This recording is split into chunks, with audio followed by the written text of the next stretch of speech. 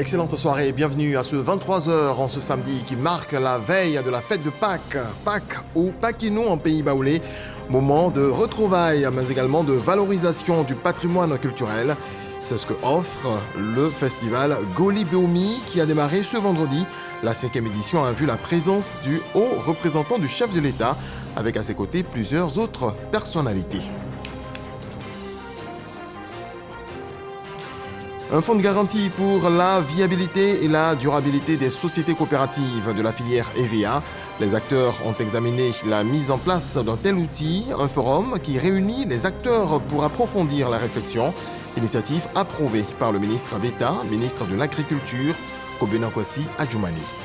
Un changement constitutionnel qui passe mal au Togo. Les députés ont voté, malgré leur fin de mandat, une réforme constitutionnelle qui acte un changement de régime parlementaire plutôt que présidentiel.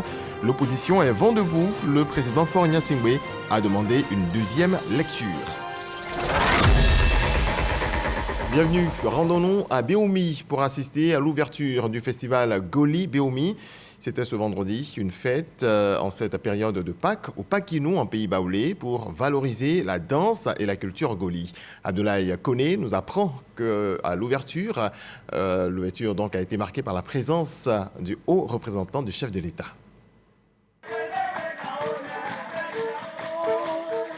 C'est l'une des musiques du terroir les plus riches du patrimoine culturel de Côte d'Ivoire. Pour sa 5e édition, le festival Goli a rassemblé du beau monde en pays codé. Le Goli, c'est 7 masques qui se dansent en 7 jours. Avec pour le Goli-glin, 7 chants, 7 pas de danse. Avec pour le pan et les Golidis mineurs, 7 chants. Vous comprenez le paradigme 7, les 7 jours de la semaine, les 7 jours créés par Dieu pour l'homme. C'est ça aussi le Goli. La culture étant l'une des thématiques importantes du CESEC, le docteur Eugène Akaawele, copatron de l'édition 2024, a appelé à la préservation de nos vestiges. Le festival de Beoumi se donne comme un appel à l'authenticité culturelle, un appel à se replonger dans notre intimité, un appel à nous reconstruire. Il ne s'agit pas d'un refus ou d'un rejet de modernité, mais il s'agit plutôt d'une conquête de soi-même. S'exprimant au nom du chef de l'État, le haut représentant du président de la République a dit sa reconnaissance et son attachement à la culture. Cette capacité à donner du relief à la tradition baoulée, à battre le rappel des populations de diverses origines pour des journées de recueillement autour de ce qui les unit et peut les unir davantage, est un bon levier de promotion de la Côte d'Ivoire solidaire qui est plus qu'un leitmotiv, c'est un programme de gouvernement visible et concret de son Excellence, Monsieur le Président de la République, Alassane Ouattara. Souvenez-vous, à une date récente, en janvier dernier, comment il a admirablement illuminé, égayé et rehaussé la cérémonie d'ouverture de la Coupe d'Afrique des Nations. Bravo donc aussi de réussir par le canal de cette activité à apporter une pierre supplémentaire à l'édification de la cohésion, de la fraternité et de la paix sociale au plan national. Le président de la République attend de toutes et de tous que vous puissiez poursuivre aux côtés du gouvernement la promotion de ce qui construit notre pays, de ce qui contribue à lui garantir sa stabilité et son essor économique. Le festival Goli Beoumi se tiendra du 29 au 31 mars prochain. Le patrimoine musical et culturel, longtemps défendu par l'artiste John Jongos, a encore de beaux jours devant lui. Voilà un autre événement culturel qui va réunir artistes et mélomanes. Le FEMUA, Festival des musiques urbaines d'Anomabo, démarre le 4 mai prochain. La Guinée-Bissau est le pays invité d'honneur cette année, d'où la présence du commissaire général à Bissau, Salif Traoré Dia Salfo, reçu par le chef de l'État, Umaro Sissoco Ambalo. Jean-Marc Adjadji.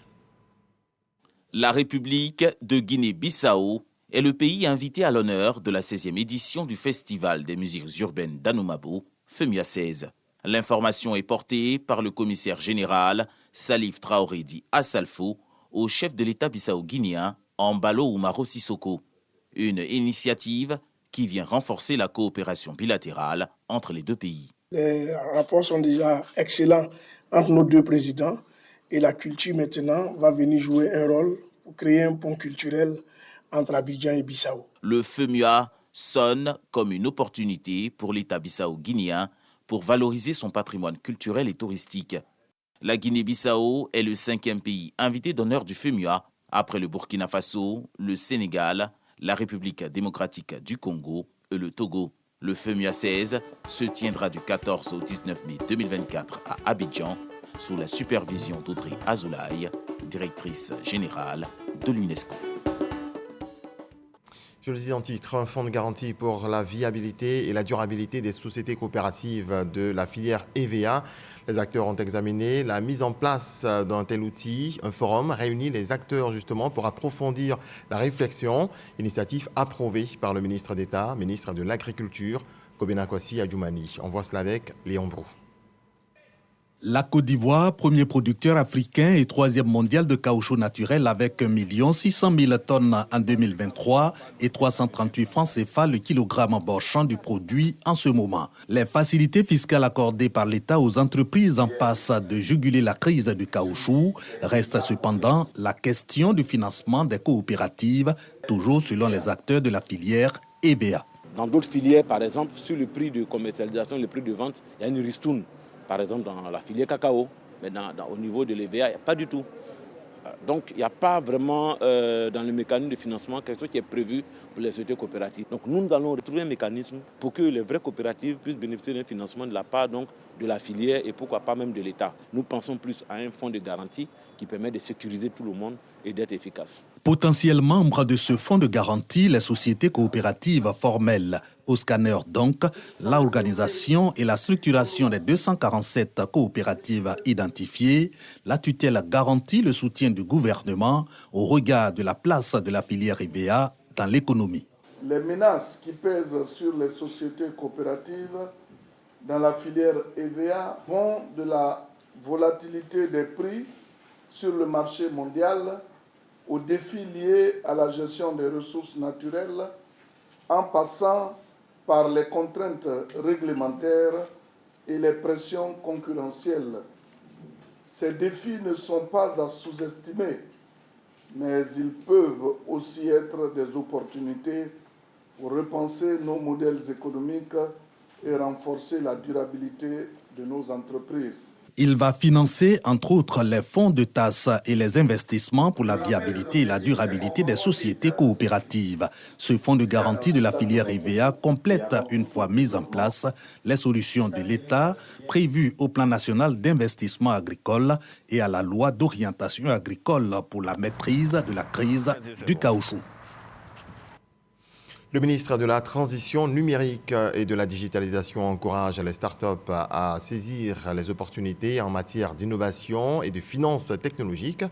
Khalil Konaté s'est exprimé au cours d'un talk de la FinTech de HEC Paris, ici à Abidjan.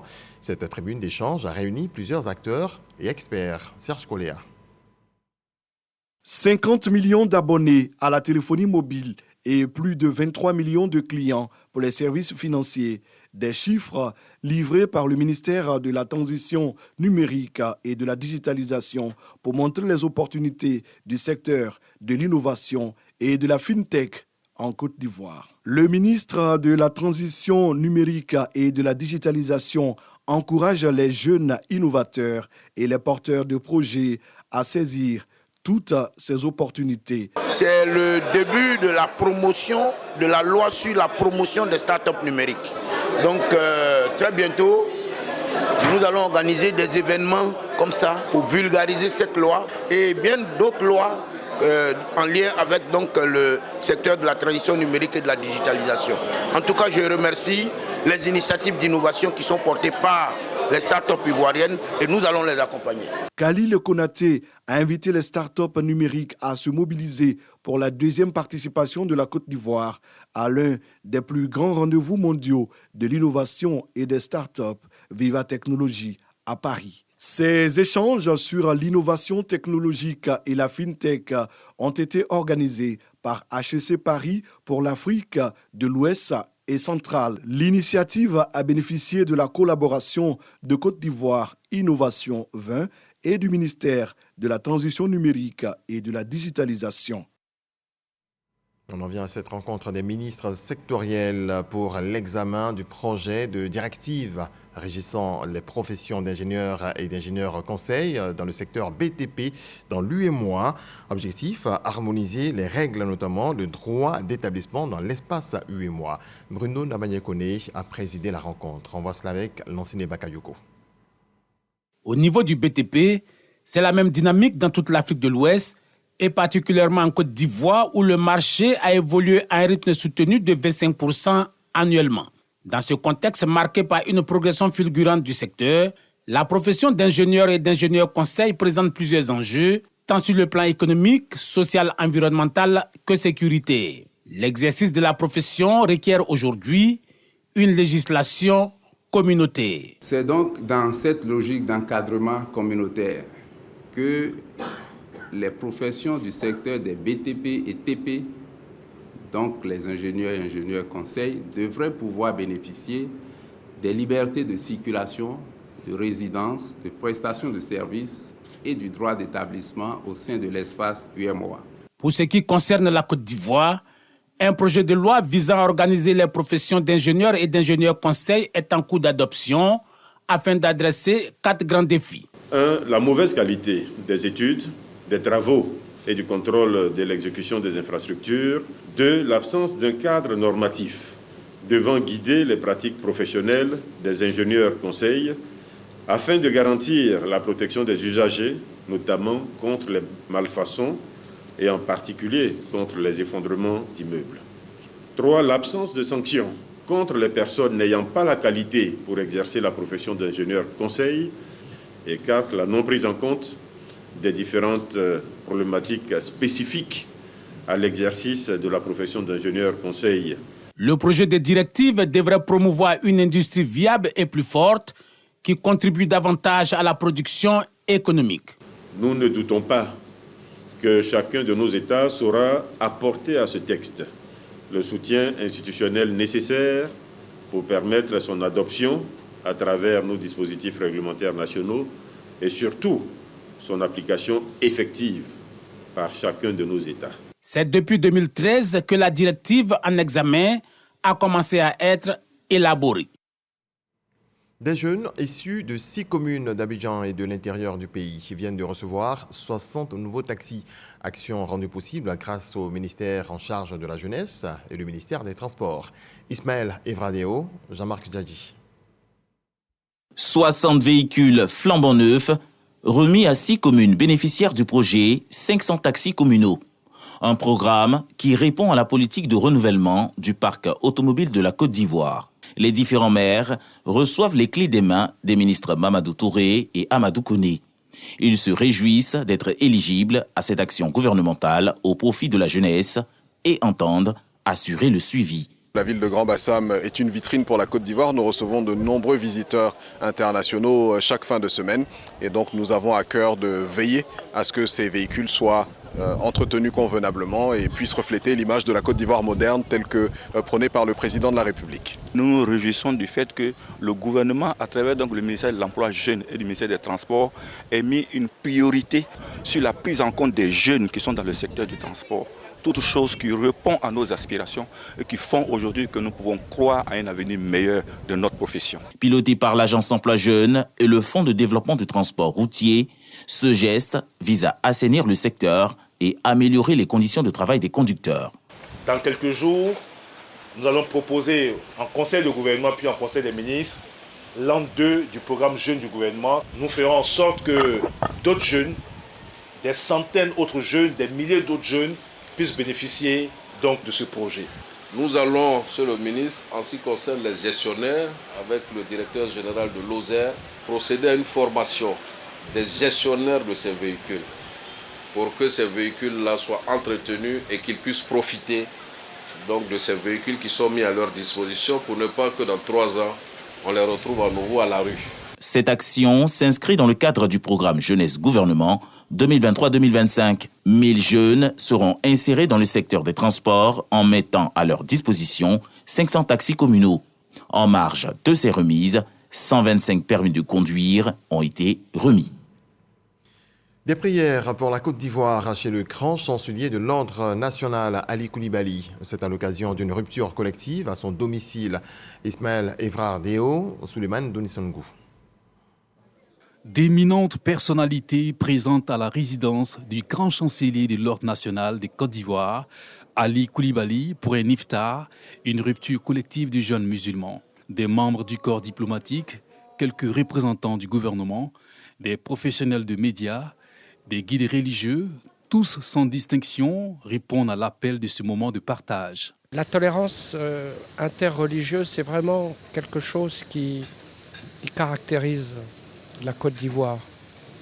J'ai moi-même vécu dans de nombreux pays et j'ai rarement vu ça à ce point. Et c'est tant mieux. C'est tant mieux dans une région parfois tourmentée.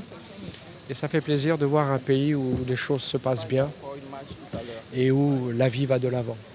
C'est l'occasion de retrouver les amis, les collègues, pas seulement un repas, mais aussi de représenter le peuple américain à cette invitation, surtout pendant ce mois béni. Une démarche solidaire aussi appréciée des ministres conviés à cette rupture. Le grand chancelier, qui est un homme de contact, a vu juste que de nous convier donc à ce partage ce soir chez lui, en sa résidence. C'est tout cela, le vivre ensemble. C'est cela aussi la société solidaire dont rêve le président de la République.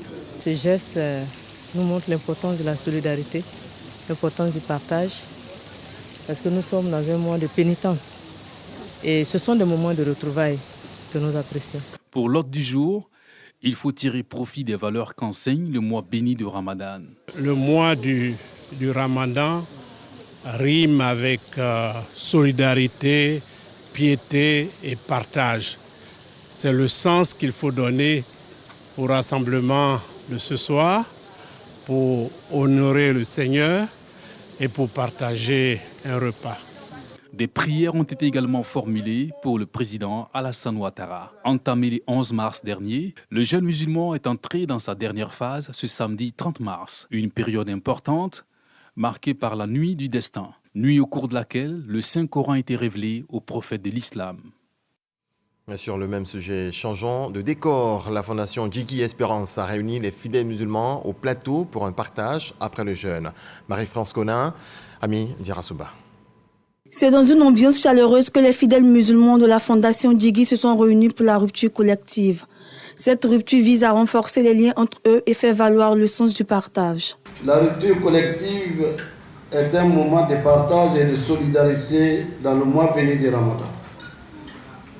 Vous recevoir donc ici pour ce partage est non seulement un privilège pour la fondation, mais surtout un honneur particulièrement partagé.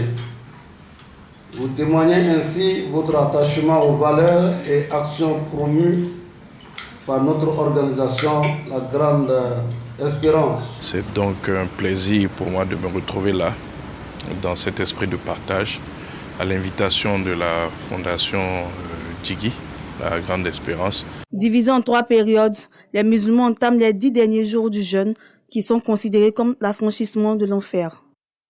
Suivons à présent cette rupture œcuménique de jeunes, des femmes, chrétiennes et musulmanes, côte à côte. Elles ont répondu à l'appel de la ministre Nassénéba Touré. Désiré Niamou, Jean-Marc Djadji. La ministre Nassénéba Touré invite à la cohabitation pacifique entre chrétiens et musulmans lors de la 3e édition de la rupture œcuménique sous le thème de la solidarité. Chaque acte de solidarité, petit comme grand, contribue à renforcer l'amour et la fraternité dans nos familles, sur nos lieux de travail et à consolider la cohésion entre tous les citoyens pour un développement harmonieux de notre nation.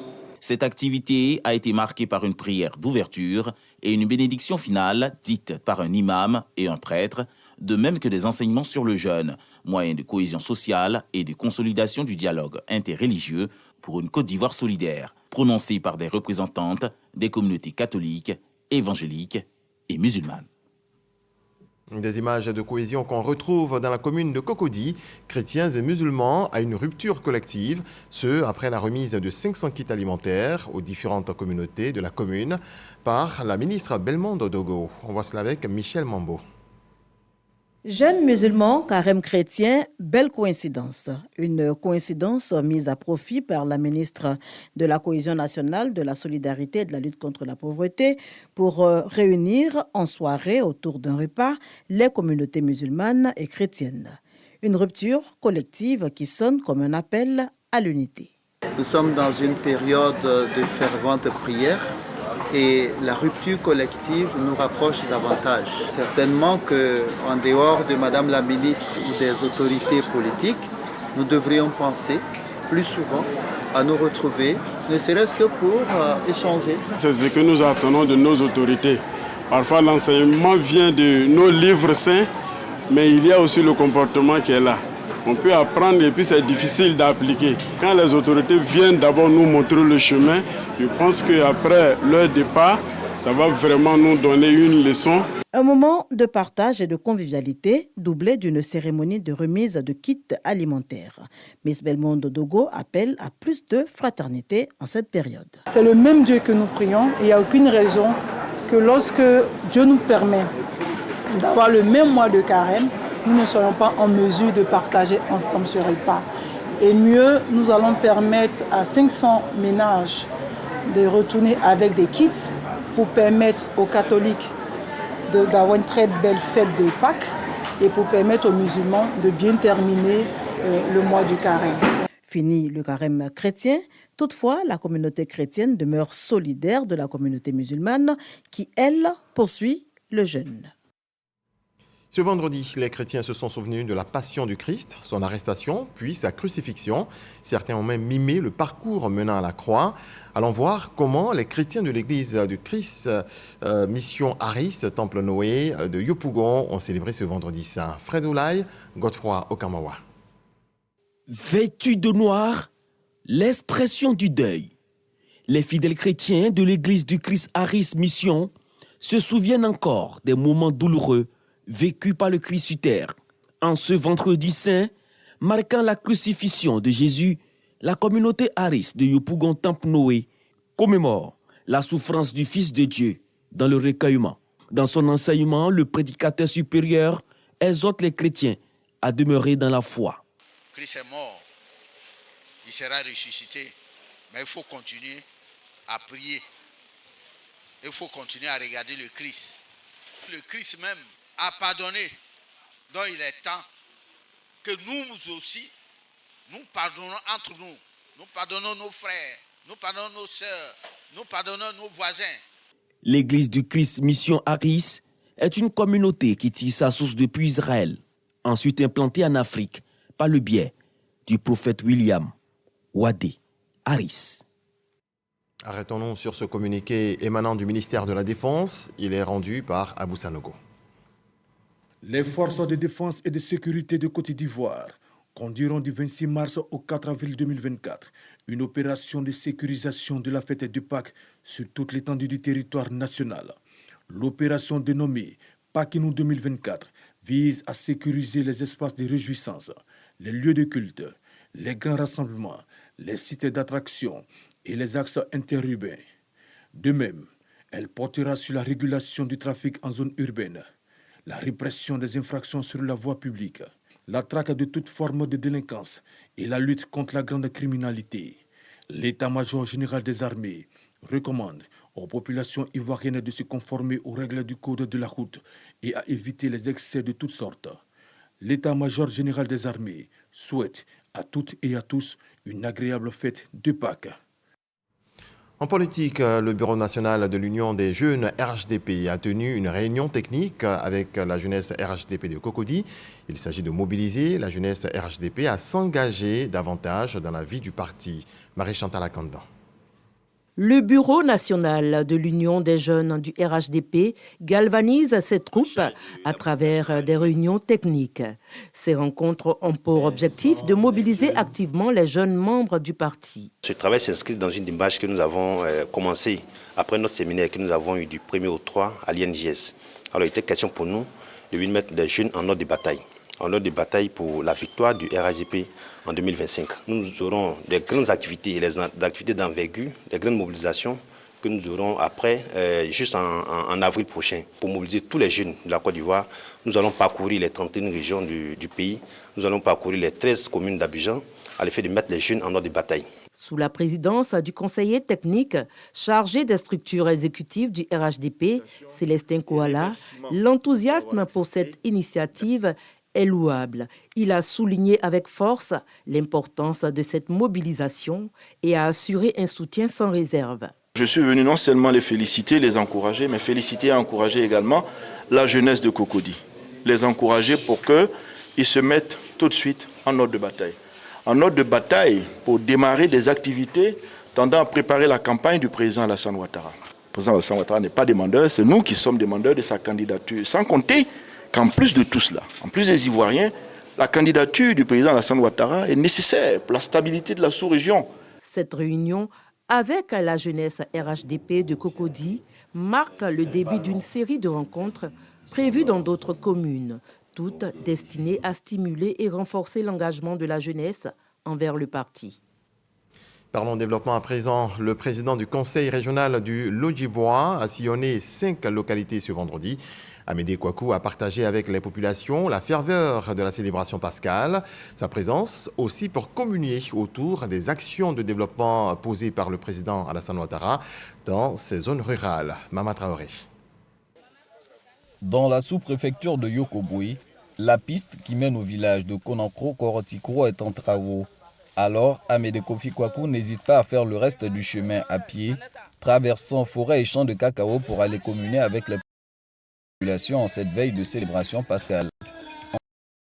Ensuite, le président du conseil régional du Lodjibois met le cap sur le village de Brodoukou-Panda dans le département de Guitry, puis celui de Zozo Kwame-Kro dans la circonscription de Lakota et Antoine Kro à Zikiso. Enfin, halte au PK14 proche de la commune de Iré. À chaque escale de cette journée marathon, le ministre de l'Équipement et de l'Entretien routier s'attelle à promouvoir la vision de développement du président Alassane Ouattara auprès des populations.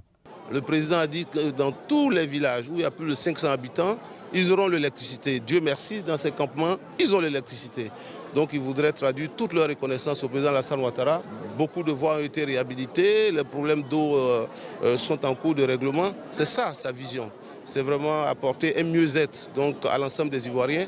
C'est pour ça que nous sillonnons toutes ces régions-là pour échanger avec les populations, pour continuer à leur présenter la vision du président Alassane Ouattara, qu'il continue à nous soutenir et qu'il continue à soutenir le président Alassane Ouattara pour toutes les échéances qui vont arriver. Sur la base des besoins constatés dans chacun des villages parcourus, Amédée Kouakou promet de réaliser des infrastructures au profit des populations.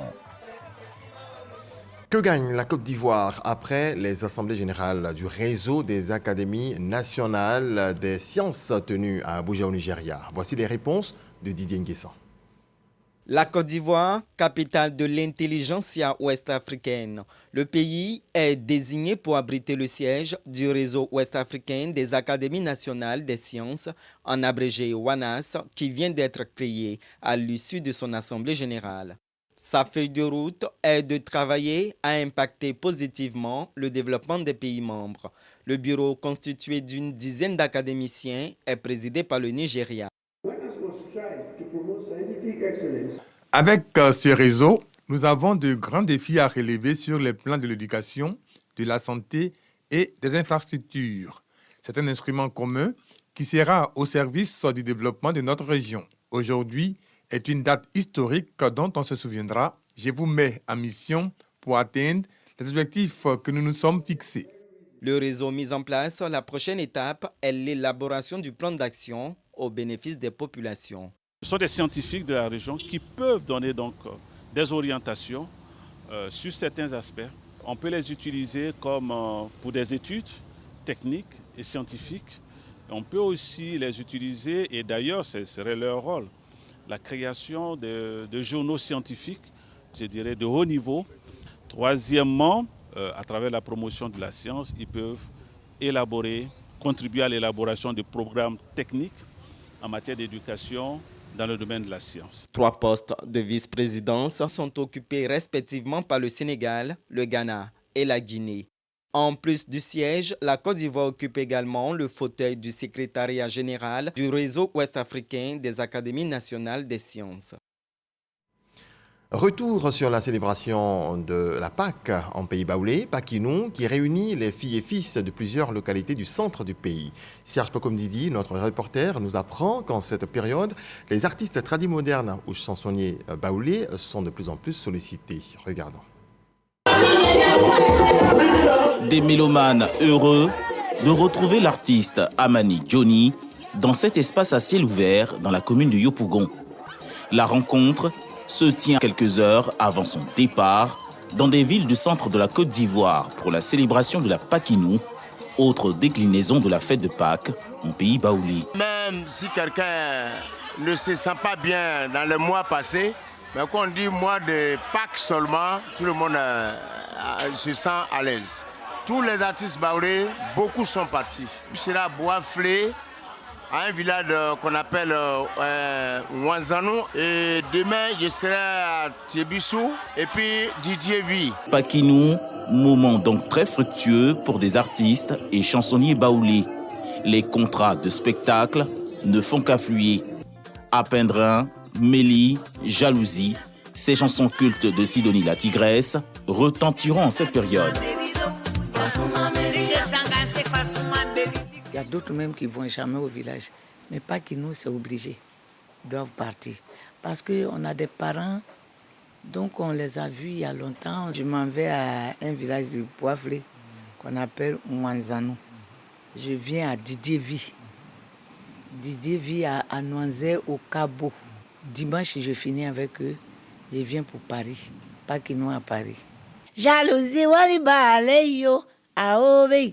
Jalousie, waliba, oh, ao. Au nombre des artistes baoulés très sollicités à cette période, figure Petit Stéphano, auteur de la version tradimoderne baoulée du tube à succès Coup du marteau. Un coup du marteau. Je suis sorti d'Abidjan avec tous les membres du staff depuis ce jeudi pour honorer les différentes dates de spectacle. On revient à la source. Pendant la réunion des ressortissants d'un village, un village baoulé, ils ont posé la question. On dit cette année Pakinou, qui sera l'artiste invité?